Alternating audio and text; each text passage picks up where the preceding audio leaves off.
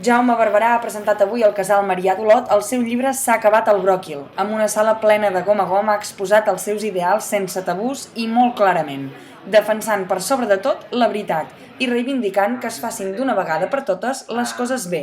Mariona Comelles ha estat l'encarregada de presentar-lo. I en Jaume és un personatge, com he dit en majúscules i que parla clar.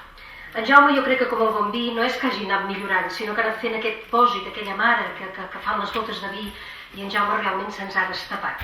Ell en diu sortir a l'armari, però se'ns ha destapat. Diu, ja n'hi ha prou. S'ha acabat el bròquil. Segons Jaume, cada persona amb la que et trobes al llarg de la vida et canvia, i el fet de presentar el programa d'entrevistes singular al 33 és un privilegi.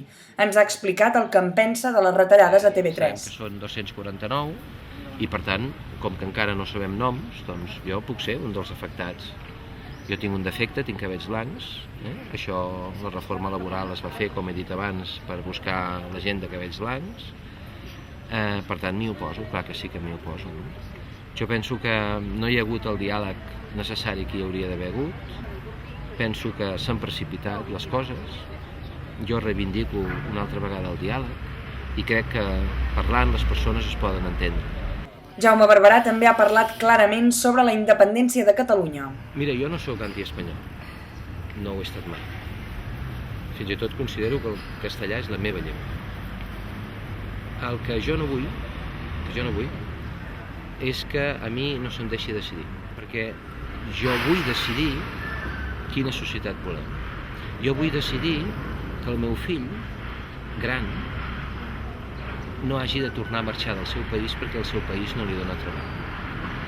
Jo vull decidir que en el meu país hi hagi una democràcia d'alta qualitat, de manera que jo pugui decidir que si un polític incompleix allò que ens ha promès, pugui ser revocat abans d'acabar el seu mandat. Que la independència per mi és un instrument per decidir i per construir una societat millor. I aquest instrument passa per un procés constituent. I en el procés constituent és on tots els ciutadans de Catalunya, els que hem votat sí i els que han votat no, puguem decidir quina societat volem construir. Això és una il·lusió, això és un pla, això és futur.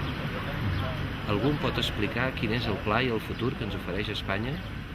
El periodista i presentador ha aprofitat la xerrada d'avui per explicar que ja n'hi ha prou de que ens prenguin el pèl. El llibre que ha presentat l'ha resumit amb la frase «indigna't» i després «implica't».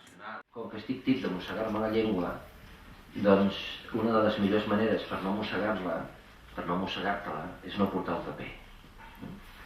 Així que parlarem, doncs, del que passa, del que jo penso que passa, perquè és la meva opinió, i ho farem amb la llibertat i amb la seva complicitat.